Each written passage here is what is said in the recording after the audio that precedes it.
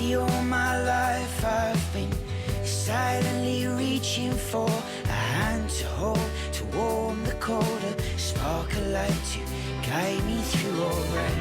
And after stumbling through the years, I thought I found you just to see you fading out into the night. Was it a trick of the light, or a shot in the dark? Was it hell or high water that broke our hearts? Was it something we did, or just a cruel twist of fate? Was it hell or high water, and is it too late?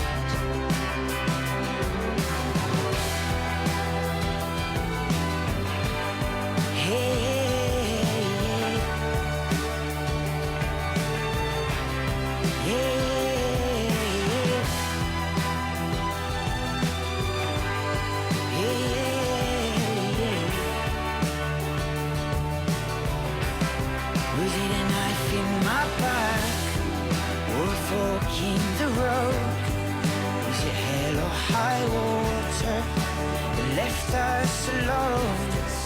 Is it really game over? Is it really checkmate? Is it hell or high water? And is it too late? Oh, is it too late?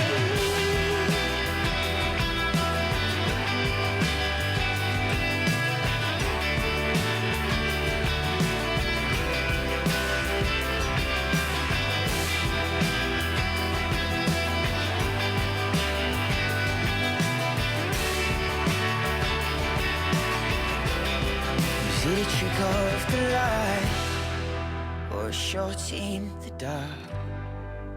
Was it hell or high water that broke our heart?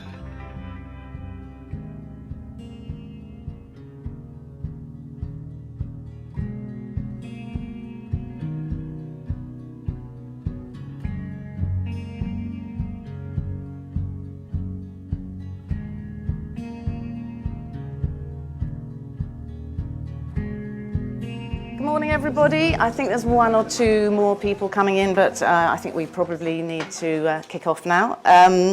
So very warm welcome to everyone here to the launch of the 2019 Reuters Institute's Digital News Reports. My name's Sheldon. I head up the media team here at Edelman. And we've been hosting this now for, is it 5 years, 6 years? 6 years. And in that time, this report has really grown into the preeminent study on the way that people are news consumption habits around the world. And so I'm really delighted to be hosting it again and welcome you all here today. And also a very warm welcome to our panel. So I'll just briefly introduce them.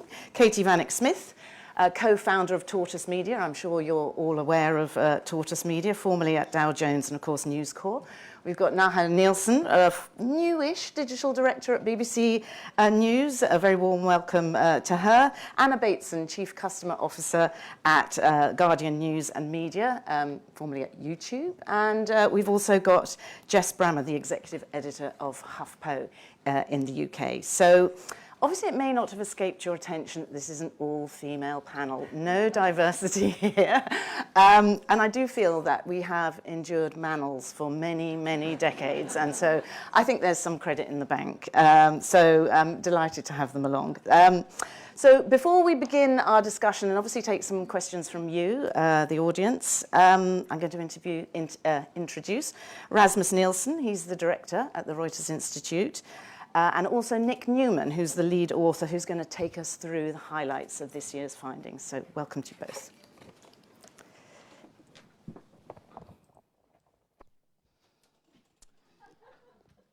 Thanks very much, Joe, for the introduction, for the opportunity to be here today to share this report with all of you and discuss it with everyone in the room, of course, primarily, first of all, our panelists. Journalism exists in the context of its audience, and if journalists and those who care about journalism are to understand and navigate that environment, they need access to independent, evidence-based international research on how people engage with and use news. And that's what we try to produce in the annual Digital News Report, now here for the 8th time, which we are delighted to launch here at Edelman UK.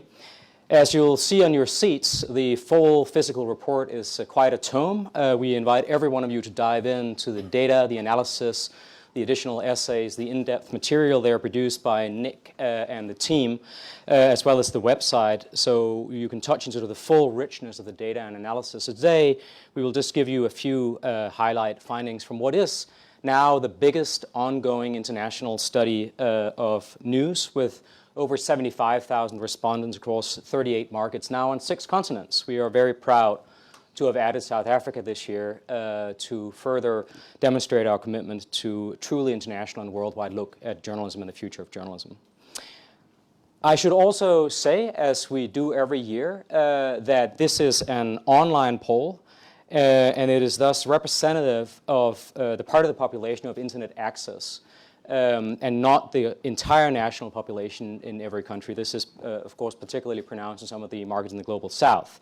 It will underrepresent, in that case, traditional news behavior such as linear television viewing, print, and radio when we talk about cross-platform behavior, but we are primarily concerned here with digital news.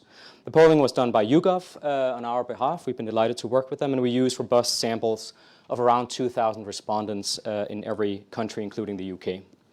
I also want to thank the many different sponsors who support this work, including the Thomson Reuters Foundation, the core sponsor of the Reuters Institute in Oxford, but also the 15 organizations that support this particular piece of research, including Edelman, our host today, but also Google, the BBC, Ofcom, other media regulators in Europe, foundations, industry associations, and a number of universities around the world. With that intro, I will hand it over to Nick Newman, who will walk you through the main findings this year, and then we'll open up for the panel and the discussion. Thank you very much. Thanks, Rasmus, and good morning, everybody. So I'm really just going to focus on a few of the key themes that will hopefully set up a good discussion with the panel here. So firstly, we do find that more people are paying for news online, but growth is still focused on a few big countries and just a few big brands. So we're suggesting that the limits of subscription models will become a bit clearer in the next year or so. Secondly, we find that concerns about misinformation are actually changing behavior. People say that they're relying more on reputable sources of news than this time last year, and also are cutting out less reliable sources. Thirdly, on the other hand, we find that trust in news continues to fall, with people complaining about news overload and negativity. In the social space, people say they're spending less time now with Facebook and more time with Instagram and YouTube, and particularly WhatsApp, as the shift to private messaging picks up space. And finally, we're bullish on podcasting, which continues to grow in many countries, and especially, of course, popular with the young. So the search for sustainable business models goes on, with disappointing revenues from digital advertising. More publishers, including some on this panel, are pinning their hopes on reader payment of various kinds: subscriptions, membership, and donations. So our data shows some growth, but this is really focused, as I say, on a small number of countries. So the US up 16%, up still at 16%, but up from 9% in 2016. So a big growth over that period. The UK has shown this year a small increase, 9%. And then Nordic countries really continue to lead the world, so 23% on average, but Norway up again this year, 4 percentage points to 34%. But in general, looking across some of the larger countries we've been tracking, the average remains around 10%. And apart from that bump, which you see in the US in 2016, most of the big countries are pretty similar. More than that, we see that the growth is confined to just a few big publishers, suggesting that winner-takes-all dynamics may be at play, or winner-takes-most dynamics. These are fit figures, actually, for digital-only subscriptions in the US, which shows how well some big publishers are doing, but this is clearly not universal. Indeed, a recent Business Insider poll shows that half of all news subscriptions in the US go to these 3 publishers. And our data shows that subscribers to online news tend to be better educated, richer, and more interested in news. In other words, most publishers are chasing the same relatively small pool of people. And more evidence of that comes when we look at the number of subscriptions that each individual takes out. So this chart incorporates everything. So Guardian-style contributions, subs like the Times, or subs that other people pay for, like the Financial Times, all of that. But even then, we see the vast majority of people who pay are only prepared to pay for one subscription. And this is true for richer and more educated people too.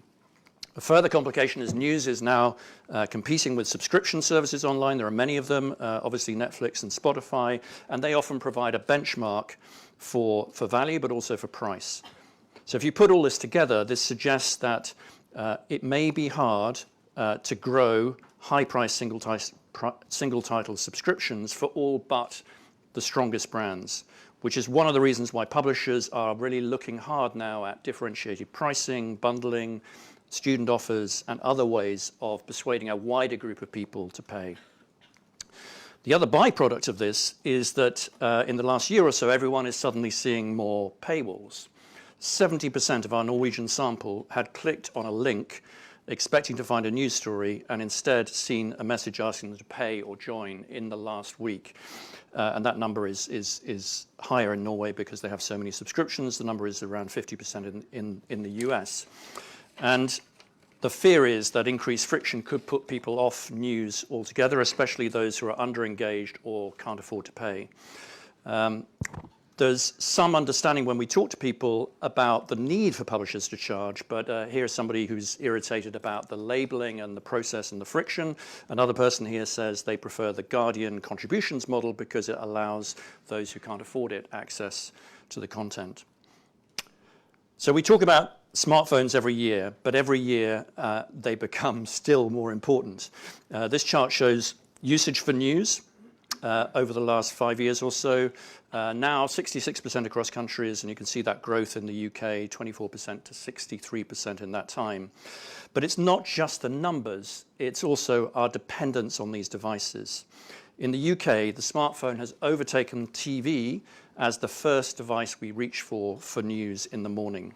So when we last asked this in 2016, it was 16%. It's now 28% of the population who get their first news from a smartphone. And for younger groups, that number is 54%.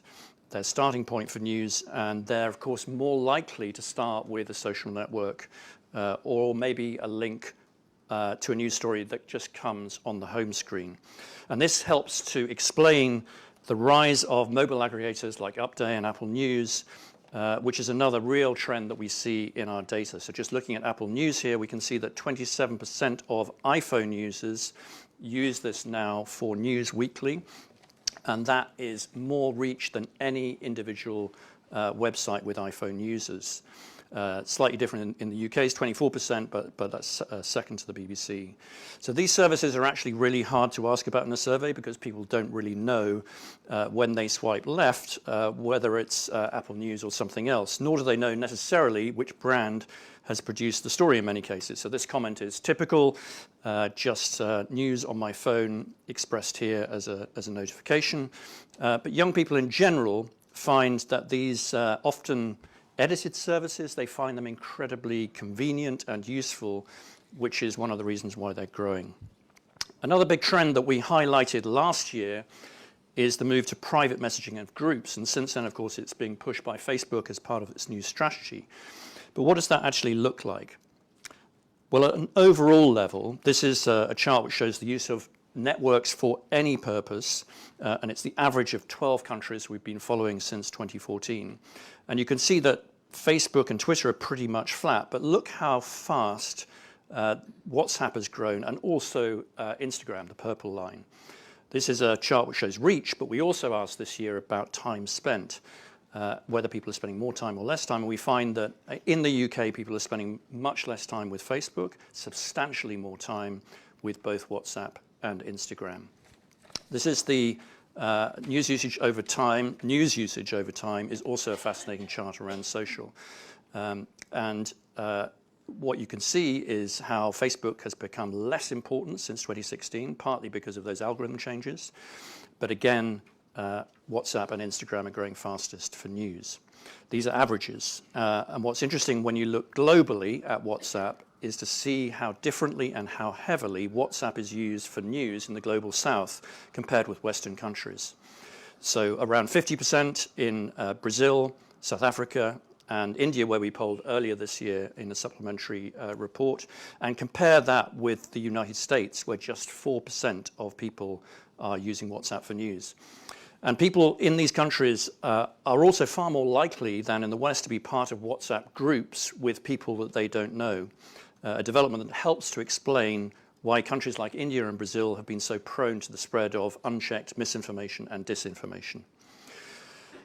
Globally, concern about what's real and what's fake in terms of news on the internet is rising in many countries, not just in countries like Brazil, but also here in the UK, where it jumped 12 percentage points in 1 year, from 58% to 70%. And this is surprising, given that there doesn't seem to be much evidence of the explosion of genuinely false news. A more likely explanation is the extremely prominent media coverage of the issue over the last year.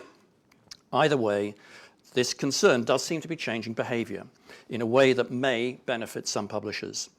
Across countries, we find that more than a quarter, 26%, say they're now relying on more reputable sources, and that rises to 40% in the US. Now, we left it up to respondents to define what they meant by reputable, but here's just one quote. This is Chloe, one of the people we interviewed in the UK, talking about brands with a track record, which fortunately for this panel includes the BBC and The Guardian. But before we get too excited, we should also bear in mind some of the other things that people tell us about news brands, where they think they're doing a good job and where they think they could do better. So overall, we find a relatively high level of satisfaction about the speed and responsiveness of the news media. So 62% overall, 73% actually in the UK. But by contrast, only around half thought the media did a good job in explaining or understanding the news. And it feels like there's a real gap here and a real message that people are looking for more meaningful content, not just to be bombarded with information. Specifically, looking specifically at the UK media, 45% feel that the news media is too negative. This is one of the highest figures in our entire survey. We have around a third say that they feel worn out by the amount of news. 35% say that they avoid the news sometimes or often, and that figure is up 7 percentage points on 2 years ago. Again, the increase is the largest in our survey. Any idea why? It's not difficult. So this is a word cloud with respondents explaining why they're avoiding the news. And you can see that avoiders say 71% are trying to avoid Brexit news. Here are a few quotes. So on the one hand, somebody effectively saying that political news is too depressing. They sense a powerlessness. And then here is a Brexiteer not feeling that the news media is necessarily representing his views. So these are some of the issues, overload, negativity, are really some of the issues that Tortoise Media, to Corresponder, to many others now are trying to fix with so-called slow news operations. You also have constructive journalism, solutions-based journalism like BBC World Hacks, their People Fix the World podcast, and then there's a whole range of explanatory approaches as well, growing across the world from Vox to the Indian Express to Aftenposten. So moving on to finally to audio and podcasts, and specifically we see these increasing in many countries. So on average now, 36% listen to a podcast at least once a month. And in terms of news podcasts specifically, news and politics, 15%. The demographics skew incredibly young, partly because they're always connected to smartphones and headphones, and partly just because of easier distribution, partly because the content itself is getting better and exploding. You can see there The Guardian podcast, one of dozens of new podcasts launched in the last year. In terms of motivations, why are people consuming podcasts? For the youngest groups here, this is by age, it's more about entertainment, so passing the time or a change from music. But for older age groups, it's much more about learning. It's about personal progression. It's about keeping updated as well. And in interviews with young people, it really comes down to, we found 3 sort of core things. So firstly, multitasking and convenience. It's just really easy. podcasts kind of wash over you, and it's something you can do while you're doing something else. Secondly, control. This is the generation, the younger generation prefers to self-schedule, and podcast allows you to do that. You don't depend on a scheduler. And then finally, diversity, which I think is critical, of voices and experience. So this isn't just stuffy one-way radio, it's something different. And finally, just a quick update on smart speakers, which we've been tracking for a few years now, like the Amazon Echo, the Google Home. Growth is still very impressive. So 14% in the UK use a smart speaker in the last week. It's doubled since a year ago. We see similar trends all over the world now as these devices become more prevalent. But in terms of news usage, this is falling proportionally as mainstream audiences come on board. So less than a third of our UK sample actually use them for news in any way. So those are some of the themes in this year's report, and perhaps just to finish, some discussion points, Joe, that you might want to pick up. So firstly, can we build on that greater reliance on reputable news brands? Can we turn that into revenue in some way? Secondly, how should publishers respond to some of the findings that many people are worn out by news, find it too negative or too depressing? Thirdly, how much further can pay models go? Do we need to bundle content or change the pricing to expand that base? Fourthly, what are the implications of the move to private and less transparent messaging? And finally, do we buy the pivot to audio, or is this another false dawn? Thank you. Thanks very much, Nick.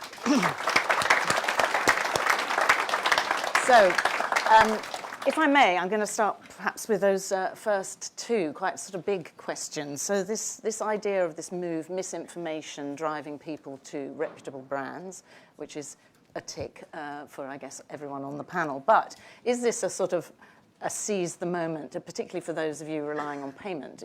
Is this a kind of seize the moment opportunity, or is it just too late, given that trust in the media is still falling? Less than half the people surveyed actually trust the brand they actually use. Katie. Are you coming to me first? Yeah, I am. Well, I hope we're building a reputable brand. I think the thing I first of all take away as a marketeer by training is actually the idea of the power of a brand being an important thing in our industry is sort of, and I see Anna nodding, because we're both marketeers by trade, is a really important piece, right? And I think that's great news.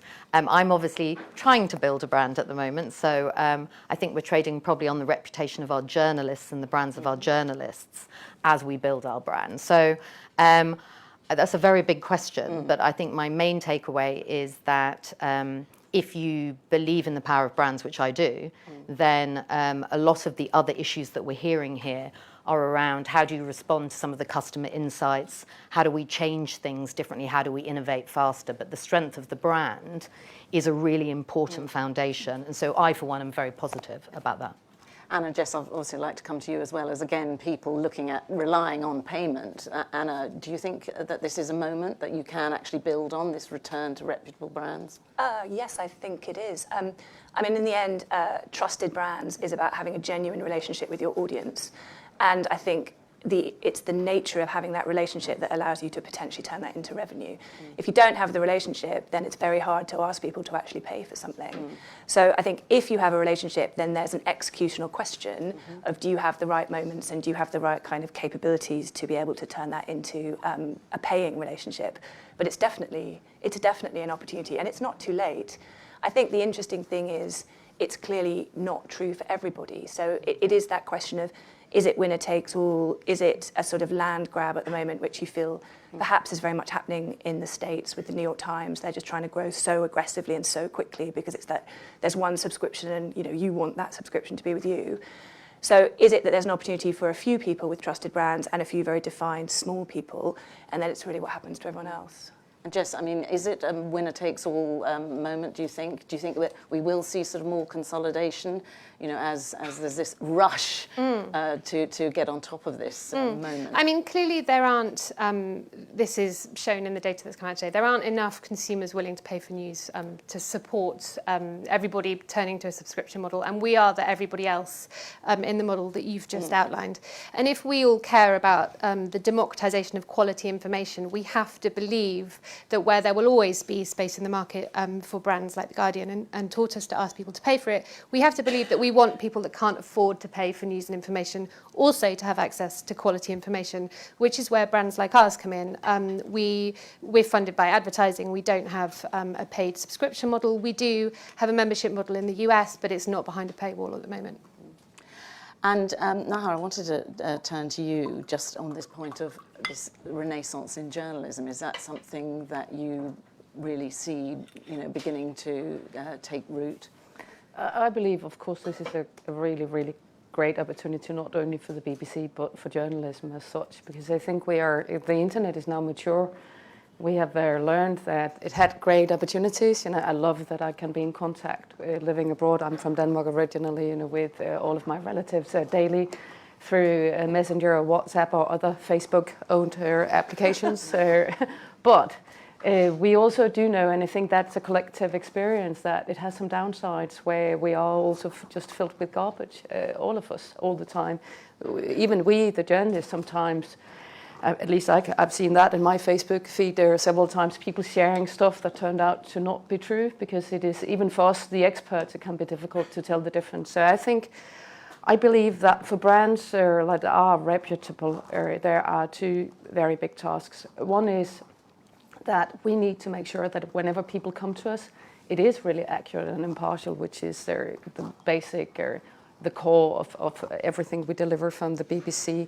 And that means also that I think we have to face that every single item out there that has our brand on has to be brand consistent. And I think that's a different situation from, let's say, 20 years ago, where people might watch, you know, television all night, and then they would look at the total picture and say that's the BBC. Where now, like a single post at Instagram has to be the BBC. It has to be apparent that it is that. So I think that's very important. I think the other thing is that maybe people are really craving more solid information than we thought. Many of us, maybe we can do very, very serious stuff. Maybe more people want to know about Brexit, maybe in different ways. I'm not so sure that this idea that people are not interested has proven to be true at all. So actually that gets us on to some of those other points that people raised about the content and the way they're engaging with news. So one of the pieces of feedback was that the media is better at breaking news than explaining it. And obviously, Katie, that's going to be music to your ears at Tortoise, I'm guessing. Yes, well, I mean, 3/4. So Tortoise, when we set out to say that we were solving two problems. That one is that news had become noise, and the other was that there had been a widening in the power gap, and people felt locked out and not seen in media.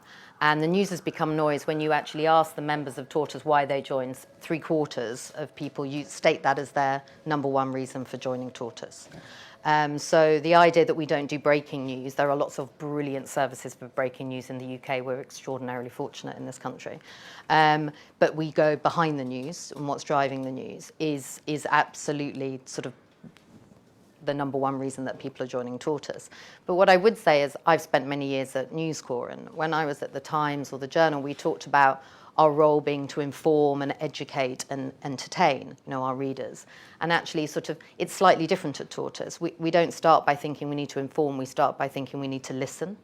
And so the idea is that we listen and that we learn and that we understand. So the way we approach journalism is slightly different, because there are lots of brilliant news sources in this country already.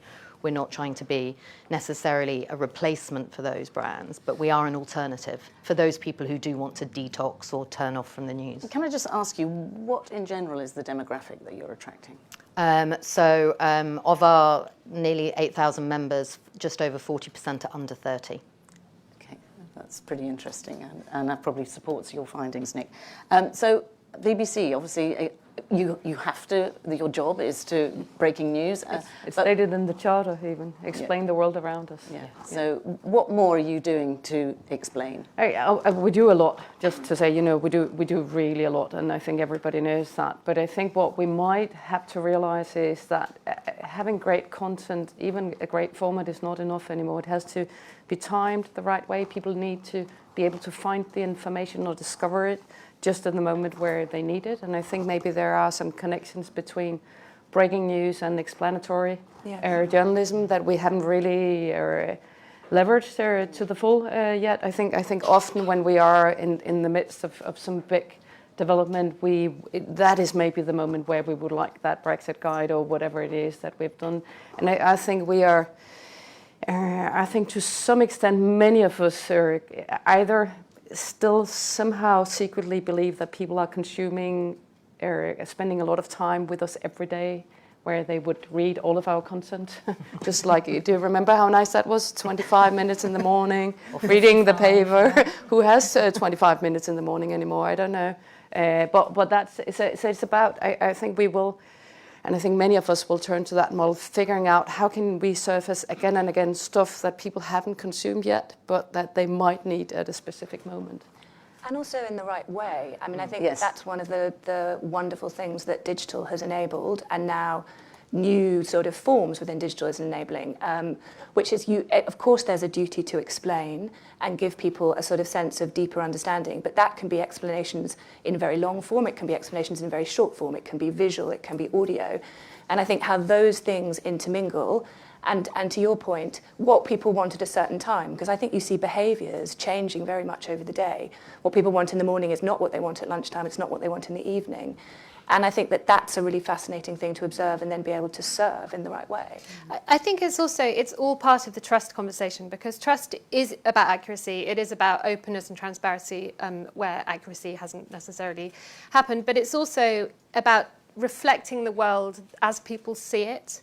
We talk about that a lot in our newsroom, and that listening thing that Katie was talking about is also something that we try to do every day. We did a project where we closed our London newsroom and moved the whole newsroom to an empty shop in Birmingham for a week and opened the doors and let people come in and talk to us about why they didn't consume news. And actually it was really interesting because they were consuming news, they just didn't consider it to be news. They considered it to be interesting stories that they picked up. And I think we do have probably the youngest audience of all the outlets on this panel. And one thing I've really noticed is there's huge appetite for news. It's just that people don't categorise it in the way that I was trained to categorise it. So they might come on and read something about Brexit, and then they might click on something about Love Island. And I think younger people probably don't delineate in the way that they did when I was entering the news market. So that's sort of, come for Brexit, stay for Love Island. I mean, the ideal would be come for Love Island, stay for Brexit, probably. That's my kind of dream. I think that's really true. I think this idea that news is broken is to sort of slightly miscategorise news.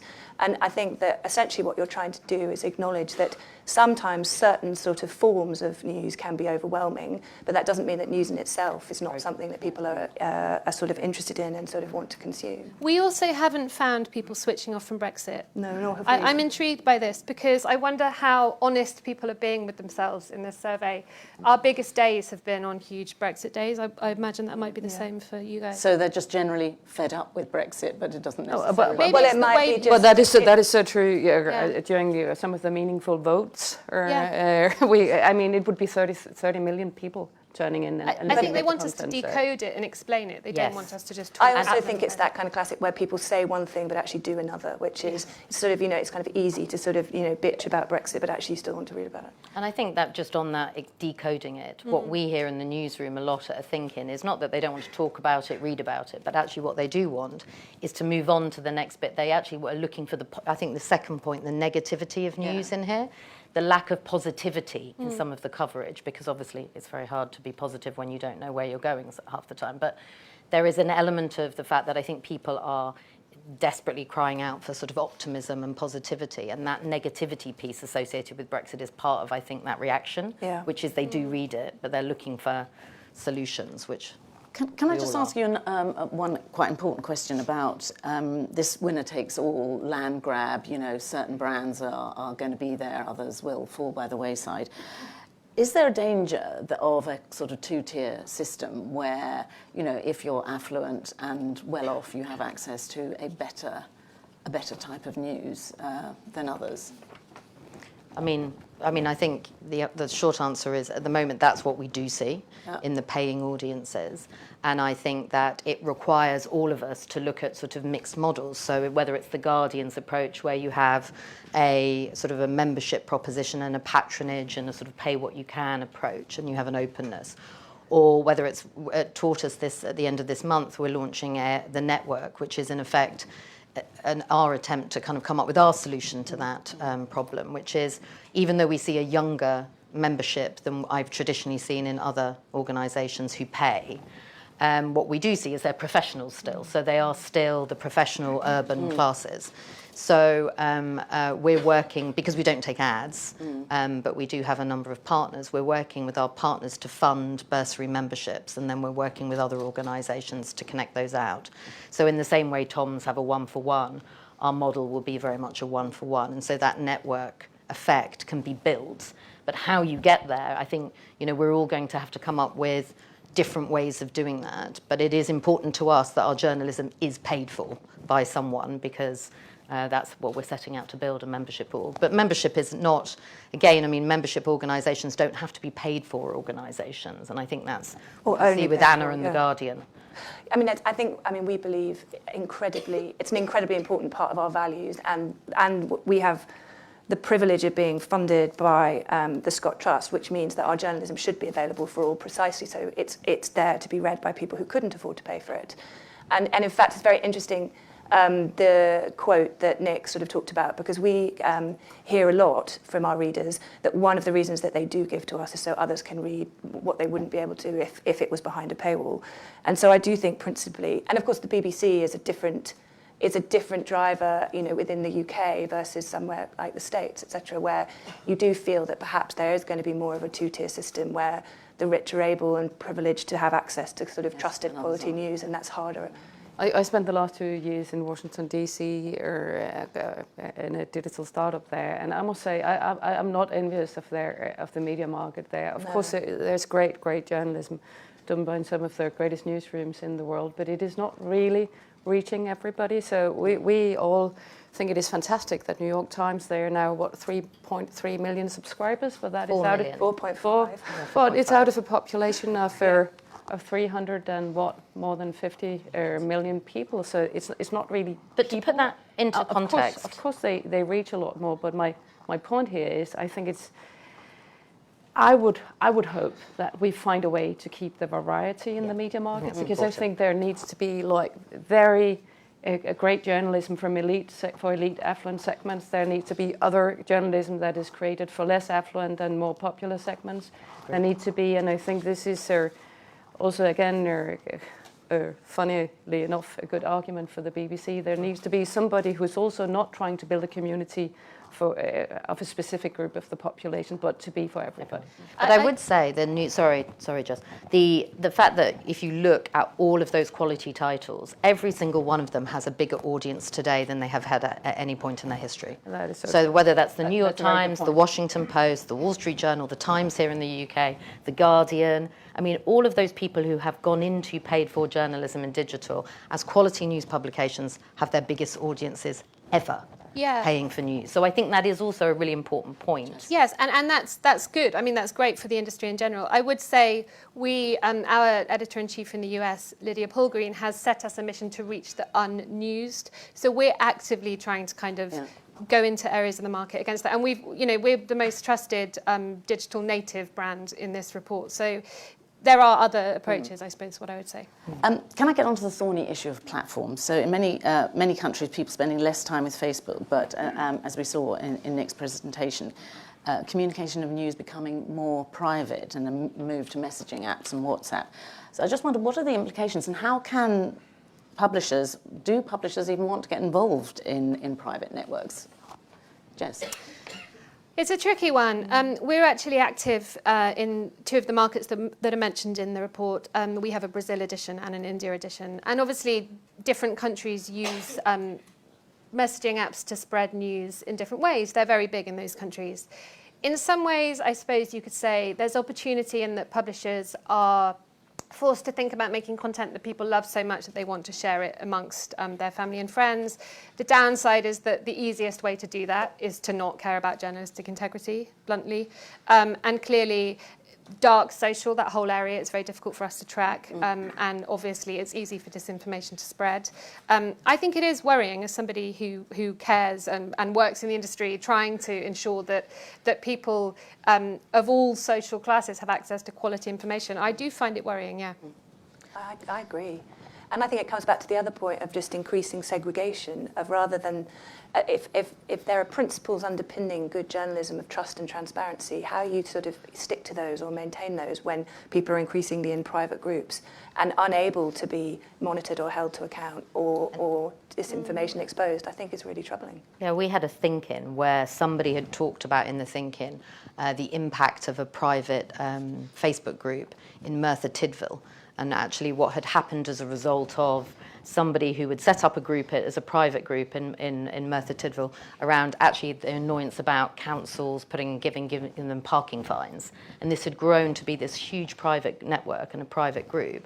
And actually the outcome in the latest local elections was that it was for the first time ever from the seat of Keir Hardie, the Labour sort of incumbent was actually overturned. And so when you talk about what we've seen on the platforms and the impact that we talk about from Brexit to the US election, I feel that actually, to your point, Jess, that it is actually much harder to see and monitor and understand what's going on in these groups, and they will have the same impact. You're already seeing it in local elections and local politics. Can we pick up on engaging younger audiences? Obviously, incredibly important, I guess, for all of you. And the kind of maybe sort of existential problem in that they want things in a certain way, like very keen on aggregated news, which actually is sort of often very diametrically opposed to what you need and want. How are you looking at engaging a younger audience, but in a financially sustainable way? Yeah, the financial way is, of course, this is a political decision. You know, it's up to Britain whether we want a broadcaster or not. But so of course, this gives us some leverage. You know, an opportunity to try out stuff, because it's not simple, any of this. Of course, there is an opportunity of reaching a lot of young people at aggregated platforms or in social platforms. But the problem with that, of course, is that it is not necessarily our most important stories that those platforms will promote. They have fundamentally different purposes than we do. They are not editorial products the same way. There are some, of course, Apple News would argue they are, but they might not share our editorial values. So for the BBC, it's very important that we keep strengthening our platforms and people's habits of using our platforms, because curation is, when you look, what is very important in journalism? It is curiosity, of course, it is doing research, reporting, editing, but it is also curation. Curation is at the core of what we do. So if we hand that over to platforms or aggregators that might have completely different purposes, then we will get into a bad place. I do think not only as a company, but as for society. And I think this really is full of dilemmas. And right now, I would say we, the publishers that try to put their important and serious information out there, we're somehow now in a phase where it is third-party platforms that are the best ways to discover all of our content. And is this maybe the ideal for the future? I'm not so sure, that we should hand that task over to Facebook or others. Anna, what are you doing to attract younger audiences? Well, I think that's right, that what you write or the kind of journalism that you do is one way that a publisher or a brand brings distinctiveness, and there are others as well. One of which is the power of curation, so how you connect content, how you connect journalism content, how you bring it together, how you tell the story. There are others like design and formats, and I think that essentially aggregators and even platforms to some degree, but it's a little bit different, commoditize things and atomize kind of pieces of journalism, and so you lose those aspects of distinctiveness. So what I would hope is if you continue to invest in being distinctive and differentiated, and you continue to experiment in formats that might make it easier for younger people to discover you, then they become a progression point into something where they can sort of, be more immersed in that distinctiveness. Because I think something like Apple News it's almost like an entry-level product, but it's very commoditized, and it's actually almost lowest common denominator. So how do you get people to value moving up from that point? Obviously, like to get to audio, because that was one of the other features in the report, which I'd like to ask you about. Podcasts, really getting a lot of engagement. How are you looking at those, and how are you looking at monetizing those? Oh, we love podcasts.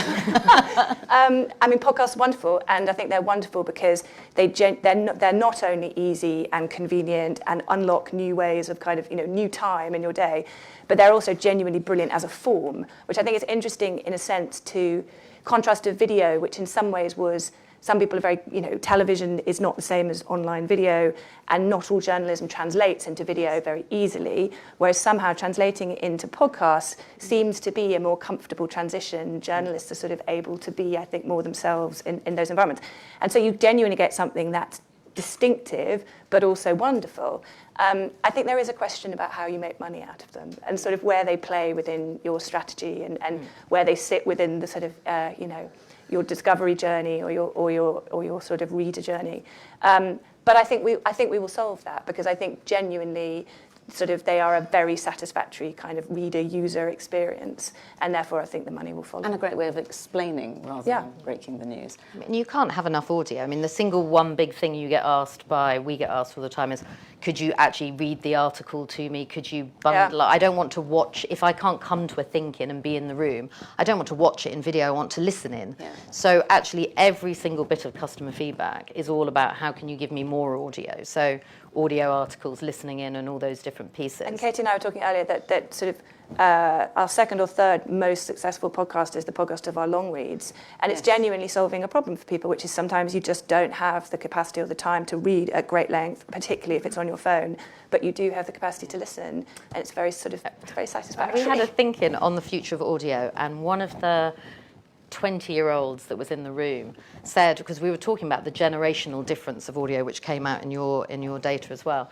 and this 21-year-old who was explaining that she could not actually have a moment in her day where there wasn't something playing in her ears. Mm-hmm. And you sort of looked at sort of the has-beens like myself, and I'm like, I quite like just hearing the birds myself, like walking around. And what she actually said was, I feel like I'm wasting my time unless I'm learning something or something's happening alongside all the other things that were going on. And it was this sort of, definitely it's a generational thing as well, though, which is we love. I mean, we all listen to podcasts, but we are not the consumers that you see in that chart there. I think there's another lesson here to be learned, and that there is a really big appetite for depth. Mm.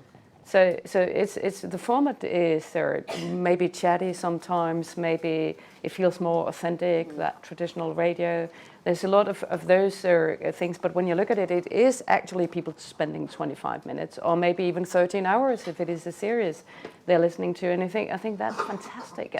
And I think we will. I'm absolutely expecting voice to disrupt everything with audio the same way as streaming did for video. Because do you remember when Netflix really was launched in Europe? At that point, the TV commissioners would often say that a piece of drama can maximum be 45 minutes or 60 minutes. People do not have attention span for more than that. And it turned out to be not true. People had 13 hours, in a row to spend on some drama if it was well enough made. And I think maybe that would be true for voice as well. Yeah. And that is a positive, isn't it? Because drama watching has gone up 80% since Netflix in the UK as a kind of overall consumption of. I just wanted to pick up on what Katie was just saying about that, what came out of that thinking, because I think the single best answer to how do we get better at reaching younger audiences is hire some people who are younger and then listen to them, because honestly they don't consume news in the way that I'm 36 and the 20-somethings in my office teach me every day about how young people consume news. It's one thing to hire them, but you have to listen to them because they approach news in a different way to the way that we do. So I think that's really this key. Reminds me of once in a media company, I gathered everybody 22, and then I said to them for a day, and then I gave them a simple task. Now you will invent, a news media that you yourself will consume. They couldn't come up with a single idea because they were journalists. They were all so, headed at trying to replicate what we're doing. Yes. They wanted to be us because they wanted a career, but they would not actually consume it. But in the end of the day, they came up with actually interesting podcast ideas, and that is some years back. I just thought that idea, that it has to work for us ourselves. Yeah. Well, I'm going to open it up now to the audience because I'm sure you've got lots of questions. So could you please raise your hand if you have a question, say who you are and where you're from. Lady in red. Thank you. I'm Lorenza. I work at The Economist. I'm the product manager for all mobile apps there. And yeah, I was just wondering, in your opinion, how, how you consume content through your app versus on the website is completely different. How do you, in your organization, prioritize what content should be on a mobile app? And yeah, which one? Who'd like to take that one? I can say that we know that we reach a lot more people on our responsive website, but everybody that uses our apps, they are a lot more engaged, so they are really spending a lot more time. So I think all organizations, it's about you would have like either the fans, the aficionados, and you really want to serve them well because they are really appreciating and they need a lot of your content. And then there are others that need you in maybe a little more infrequent manner, and you have to be able to do both, I believe. Yeah, I think that's right. I think it's about, principally all of our journalism is available in all it's all sort of equally available in whatever sort of way that you're accessing it. But I think it's the features that you build around it and an understanding that it's different audiences. In the end, it's about segmentation. Apps are generally the most intentional, the intentional kind of audience. They come there deliberately, they come there most frequently, and they're most engaged. So it's how do you best serve what they're looking for. Yeah, I would echo all of that. They're our most loyal users, but all of our content is available on the site or on the app. We have a really distributed platform, so we get a large amount of traffic through the app, through the homepage, through search, or through third parties like Apple, Update, Facebook. So we're pretty split across those. And we only publish one story a day, and we're app.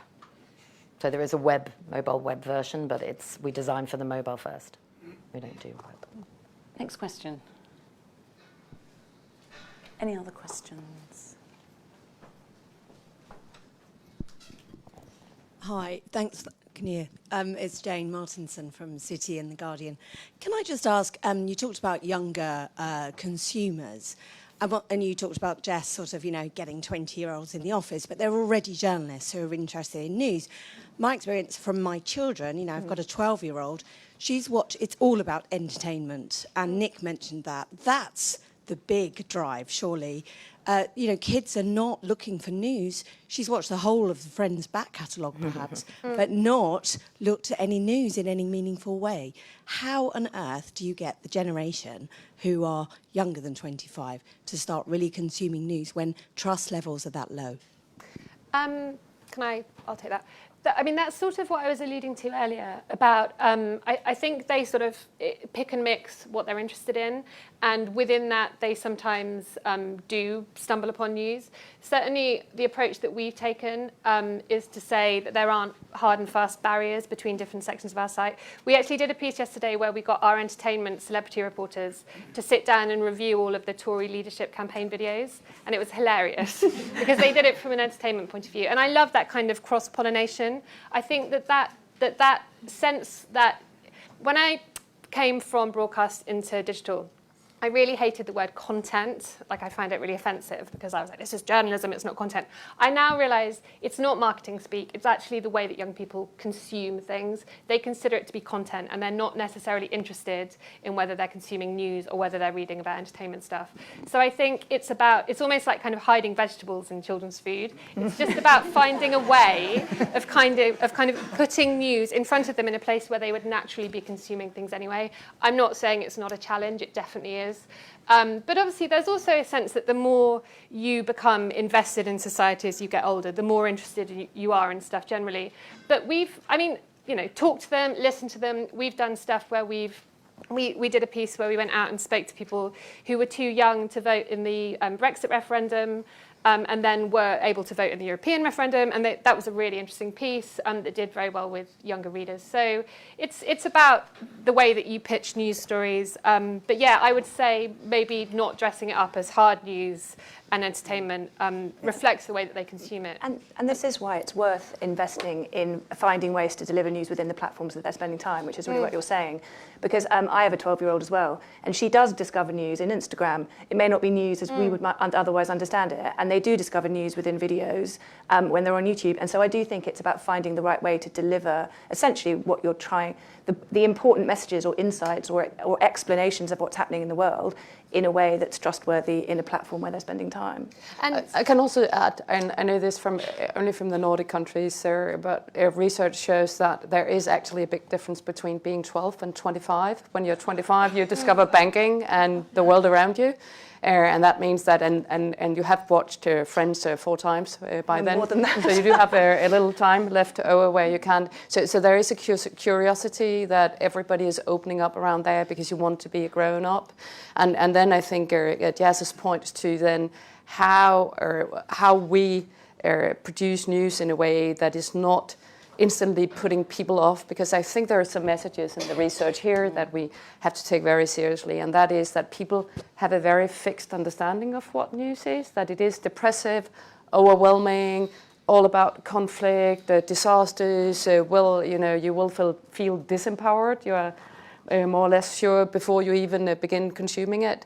And I think we as a craft, as an industry, we might have a reputational issue here, because we know that the world is good and bad. It is both, and it's very, very important that we uncover everything that is a problem for society or for people. But it's also very important that we maybe get better at covering the solutions or constructive ideas to find solutions. I'd add 2 things, which is the format, Jane. I know you've been to Think-Ins, but the Think-In format actually is a really good format, very much like how you took your newsroom to Birmingham and opened it up. I find that format where you're actually engaging, participatory, you're having a conversation in a room. It's not a panel. We're not the sages on the stage. It is a genuine conversation in a room. That's been really interesting, and that is the sort of number one reason that our membership skews younger. So that's why they join Tortoise. It's to be there in person and to be part of those conversations. I also have heard that the free wine that we serve beforehand is also quite a draw for the under 30s. But the Think-In is like a really good way of doing that. And then the programming, tonight, our Think-In is not appealing to the under 30s because it's about, are we the worst generation of parents ever? Although we do have a couple who've turned up and I think they'll probably be quite vocal. But tomorrow's is it okay to love Love Island? So again, there's that element of how you program, but how you then bring that back to actually issues that matter. And in the network that we're launching that I mentioned, which was about how do you diversify our audiences in news, both from a socio-economic point of view, but also to different groups that not necessarily, in the news or represented in the news, we're working with the National Citizen Service. So the NCS, which now takes 1 in 6 16-year-olds through a sort of summer 4-week campaign, we're part of their program. So as they are actually going into their activities. So I think you have to work harder to also get out of our own newsrooms and our own bubbles and go into the rooms that these children and younger people are in. I had a very interesting experience a couple of weeks back where we put out many teams in Middlesbrough. We've done that in Bradford and now in Middlesbrough, and just using Haken and other tools to listening to people. And what was one of their things about Middlesbrough is it is one of their cities in the UK where most teens get pregnant. And that is a bad thing, or is it? Because what came to us was a lot of young women telling us that this really saved their lives. It made them stop drinking. You would say when you're 16, okay, it's also early to have a really heavy drinking habit. But honestly, it was really, really interesting to listening to their stories that becoming a family, being a grown-up at 16 was a very positive thing for them. And I don't think we would have covered the story with that nuance if we'd not been there. Can I, sorry, just add one very, very quick thing, which was, Jane, the most useful thing I've heard from a young person was a BBC apprentice who was 18 who said to me that when they watch the Brexit coverage, it's like coming in at season 7, episode 3 of something that they haven't watched. And I found that really useful because I find you can just never explain enough, actually, on this stuff. There's so much assumed knowledge in a lot of the coverage. I'm anxious to take any more questions from the audience. I think the gentleman here at the front, and then we'll go to you. Richard Addy from ACAS.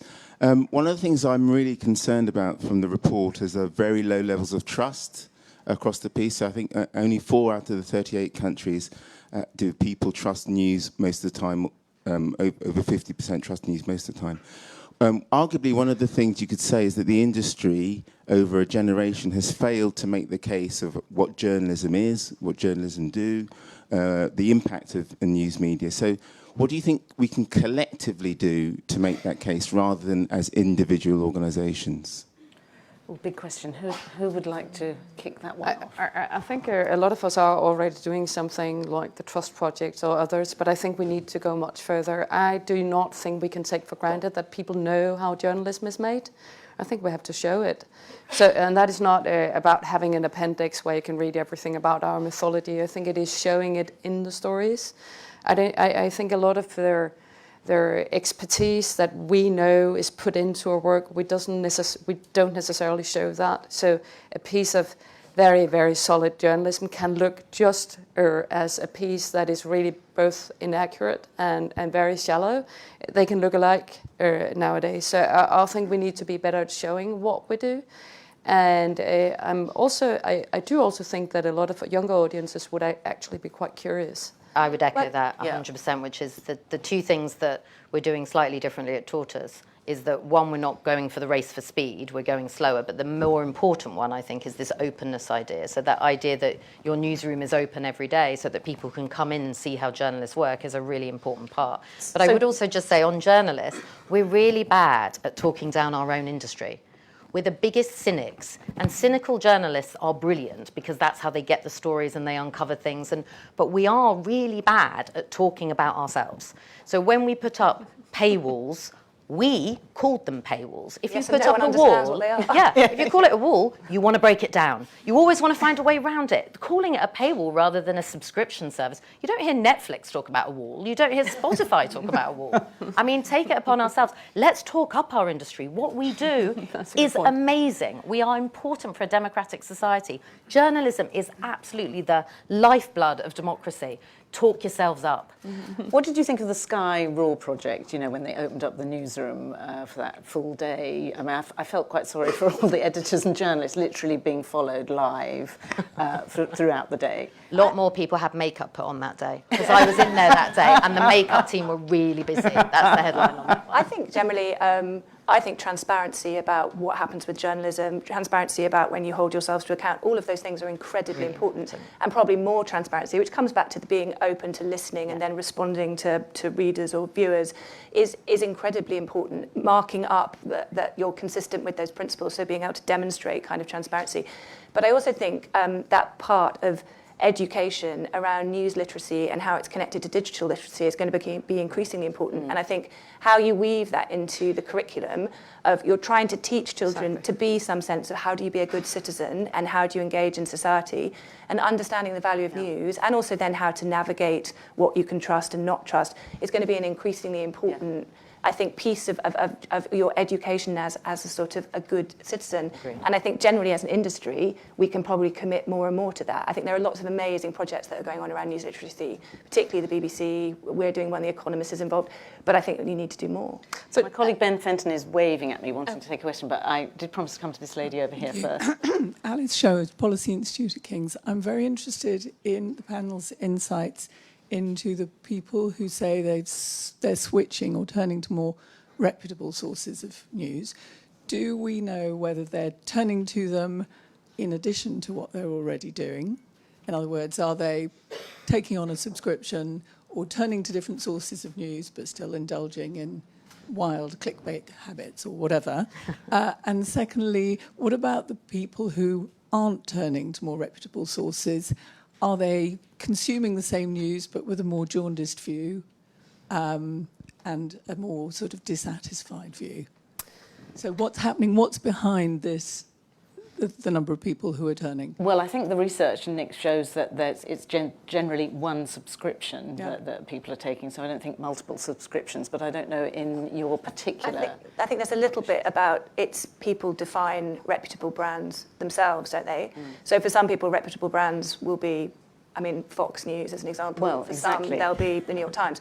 But I do think there is an increasing... So there's an awareness... Is it actually some covert tribalism in there?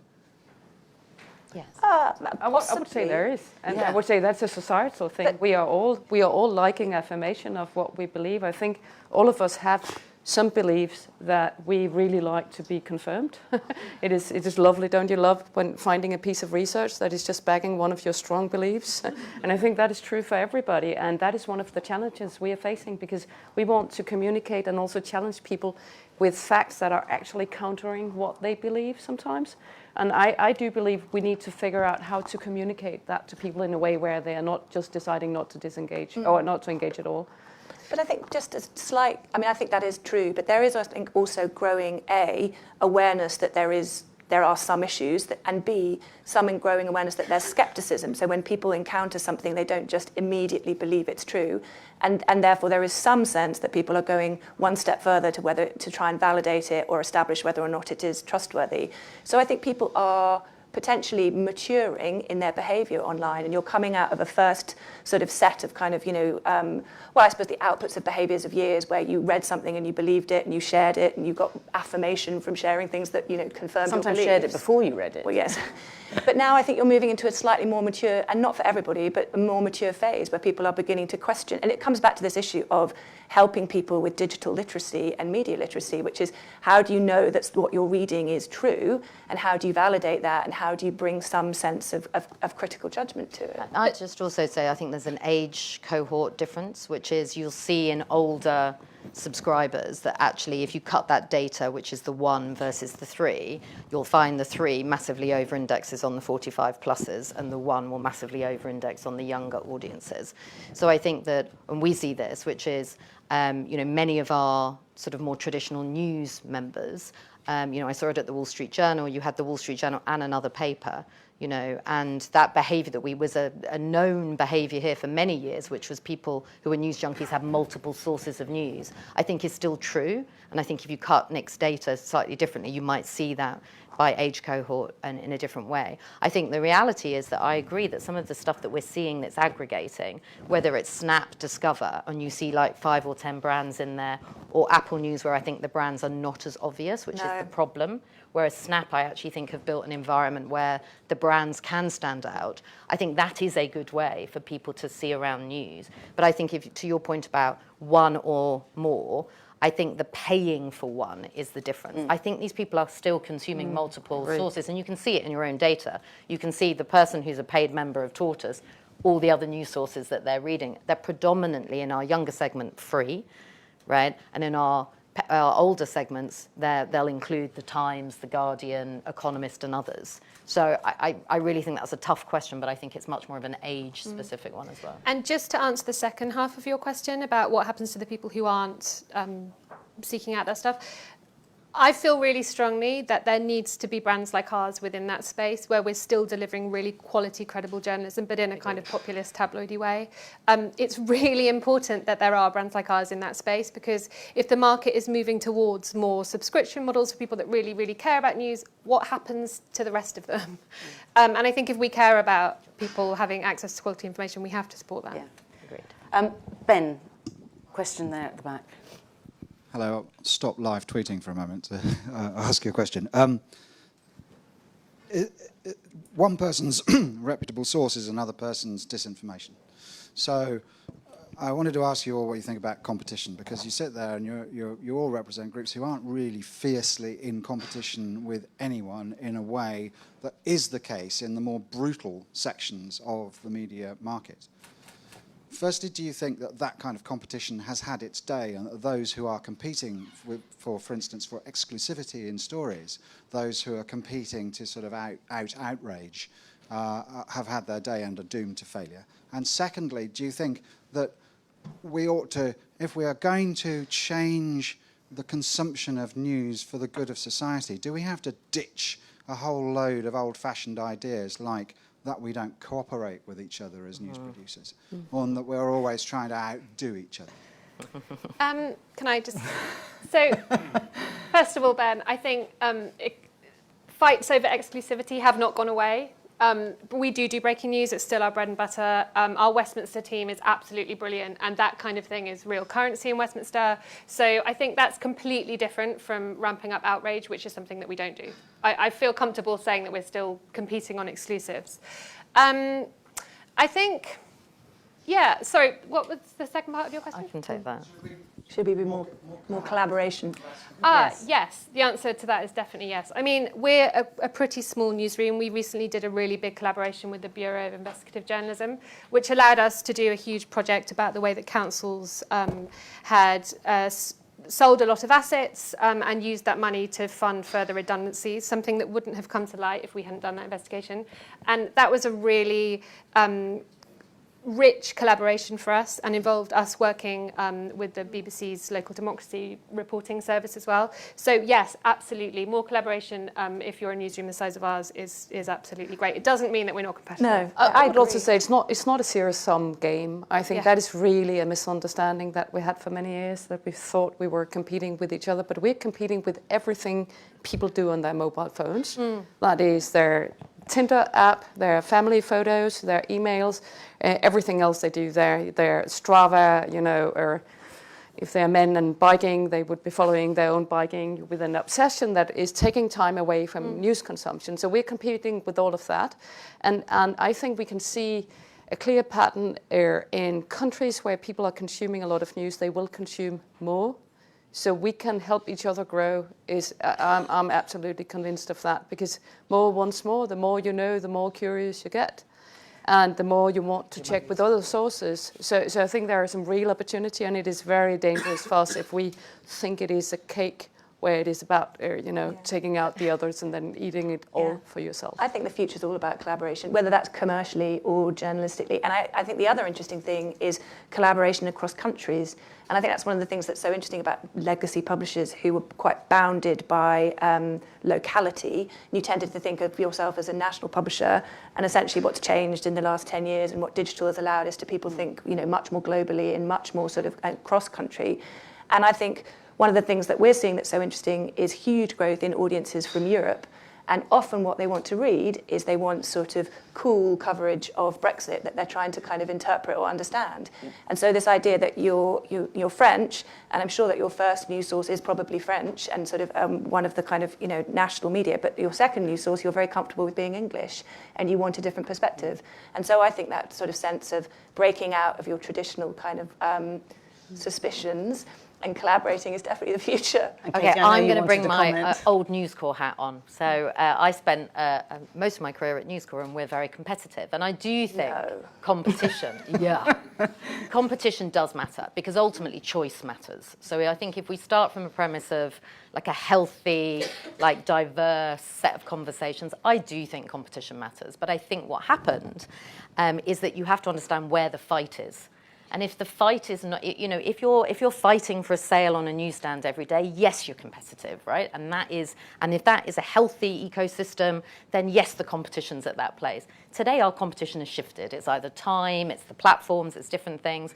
But yes, in the spirit of collaboration, which we must do, we must find ways to not build another ecosystem for a platform where they're taking the subscription pound, for example. Absolutely. We must find ways of building like industry supporting rather than platform supporting commercial models for our future. But a bit of competition's good, right? And we need to be competitive. Let's not be too nice. You could recast competition as distinctiveness, which is you need to be distinctive and you need to stand for something and you need to be differentiated enough for people to want to choose you, but that doesn't mean that you have to compete on every level, and collaboration can underpin distinctiveness. Agreed. I think we need a bit of competition. I've got to channel John Humphreys and bring it to an end as we've reached our time here. But thank you so much to our panel. Thank you so much to Rasmus and Nick for a fantastic report, and to you for coming. I mean, they really needed a News Corps person.